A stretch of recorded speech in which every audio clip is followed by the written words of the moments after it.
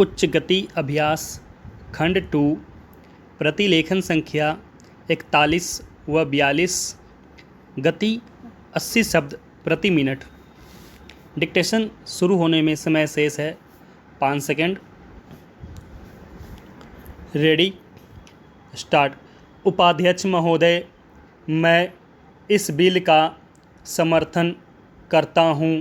मुझे खुशी है कि कृषि मंत्री एक क्रांतिकारी बिल लाए हैं, लेकिन दुख है कि जैसा बिल लाया जाना चाहिए था वह अभी तक नहीं आया है। मुझे खुशी है कि मंत्री महोदय ने बड़ी हिम्मत से यह बिल पेश किया है, परंतु कुछ सदस्यों ने इसका विरोध किया है। उन्होंने इस बात की ओर ध्यान नहीं दिया कि जब तक वनों को हम बचाकर नहीं रखेंगे और ज़मीन पर कब्जा करने की लोगों की जो भूख है उसको नहीं रोकेंगे, तब तक हम वनों को नहीं बढ़ा सकेंगे। देश की जो दूसरी सबसे बड़ी समस्या है वह है बेरोजगारी। उसे यही एक विभाग है जो सबसे ज़्यादा दूर करता है। आदिवासी लोगों को और गरीब और पिछड़े लोगों को वनों से ही रोज़गार मिलता है। काफ़ी ऐसे लोग हैं जो 6 महीने वनों से ही फल फूल द्वारा भोजन करते हैं। मैं इस विषय में मंत्री महोदय का ध्यान आकर्षित करना चाहूँगा। मेरा क्षेत्र अंडमान निकोबार है जो बहुत हरा भरा है। वहाँ काफ़ी जंगल हैं, लेकिन उनको काटा जा रहा है। अगर इसको सही ढंग से रोकेंगे नहीं तो एक दिन ऐसा आएगा जब वर्षा भी वहाँ नहीं होगी। मैंने प्रधानमंत्री जी को इस विषय में जुलाई मास में एक पत्र लिखा था। उसमें मैंने कहा था कि हमारे यहाँ जंगलों की कुछ व्यवस्था की जाए। इसके बाद एक समिति बनी जिसको वहाँ जाकर सारी चीज़ों को देखना था। उसकी सिफारिश के अनुसार वहाँ काम होना था। इस समिति को बने हुए 6-7 महीने हो गए हैं, लेकिन यह समिति आज तक वहाँ नहीं जा सकी है। झगड़ा क्या है? झगड़ा यह है कि कनिष्ठ अधिकारी को इस समिति का अध्यक्ष बना दिया गया है। जो वरिष्ठ अधिकारी हैं वे कहते हैं कि हम इसके नीचे कैसे काम करेंगे, उनके साथ कैसे जाएंगे। इस वास्ते यह जो चीज़ है इसकी तरफ आपका ध्यान जल्दी से जल्दी जाना चाहिए और आपको इसको देखना चाहिए। हमारी जो अर्थनीति है वह वनों पर आधारित है। जो गरीब लोग हैं उनका गुजारा इन वनों से ही चलता है। जो इमारतें हैं वे लकड़ी की ही बनती हैं, ईंटें वहाँ नहीं बनती हैं। सीमेंट का वहाँ कोई कारखाना नहीं है। इधर से ही वहाँ सीमेंट जाता है, उससे सरकारी काम भी पूरा नहीं हो पाता है, तो वह लोगों को कैसे मिल सकता है। आज सारे देश में एक चर्चा चल रही है कि अंडमान में बहुत टिम्बर हैं, असम से टिम्बर नहीं आता है, चूँकि वहीं से आ सकता है, इस वास्ते वहाँ पर भी इसका भाव बहुत ऊंचा हो गया है और वह असम से टिम्बर न आने की वजह से हुआ है। लकड़ी के दाम आज इतने अधिक बढ़ चुके हैं कि बेचारे गरीब लोगों को तो अपने घर बनाने में भी बहुत बड़ी कठिनाई का सामना करना पड़ रहा है। सभापति महोदय, मैं सदन का ज़्यादा समय नहीं लूँगा।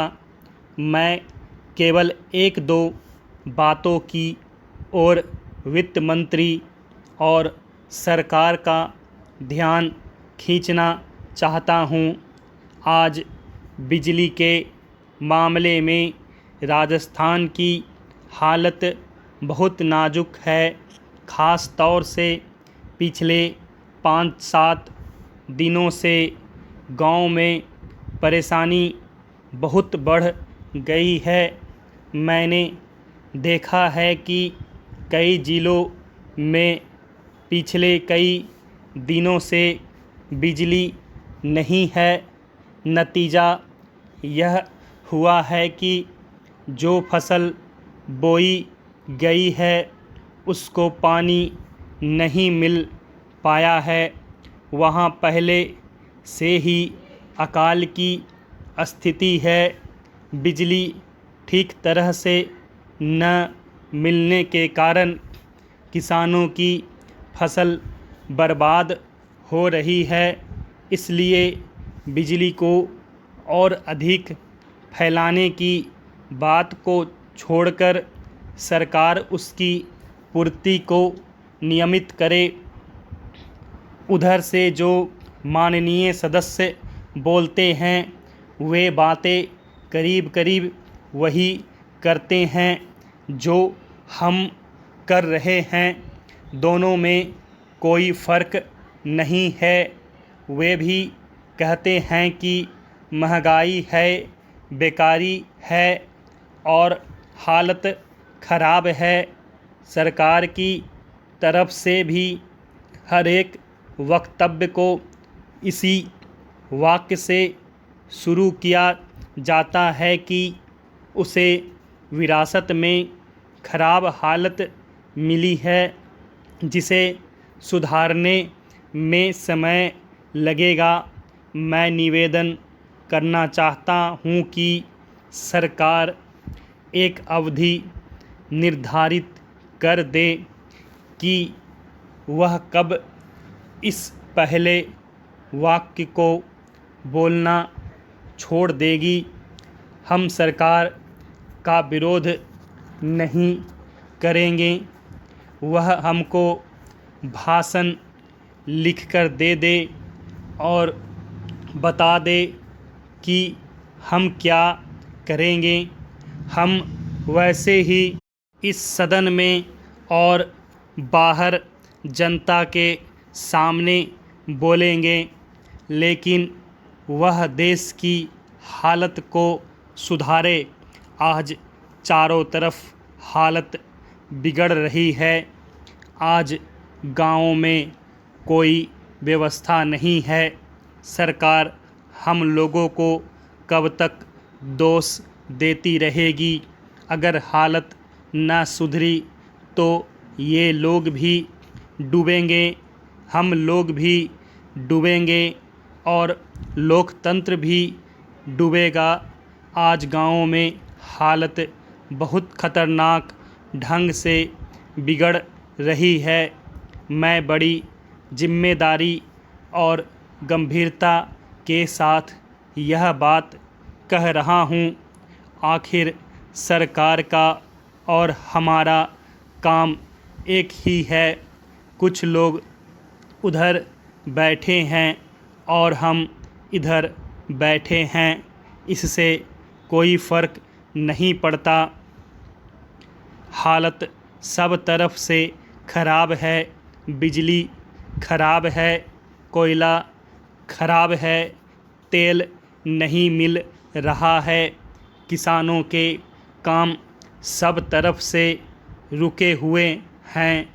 गाँव के अंदर इतनी महंगाई बढ़ रही है कि गरीबों के प्राण निकल रहे हैं और आगे यह महंगाई ज़ोर से बढ़ेगी। गेहूं का उत्पादन कम हो गया है, भाव अभी ऊंचे हो रहे हैं, आगे और भी ऊंचे होंगे। आगे आप फिर कहेंगे कि आयात के बिल बढ़ रहे हैं, पेट्रोल और डीजल के दाम बढ़ गए हैं, तो आप मुसीबत में फंस गए हैं। आप मुसीबत में फंसते हैं तो हमें भी खुशी नहीं होती है। इसीलिए आप गंभीरता से सोचें।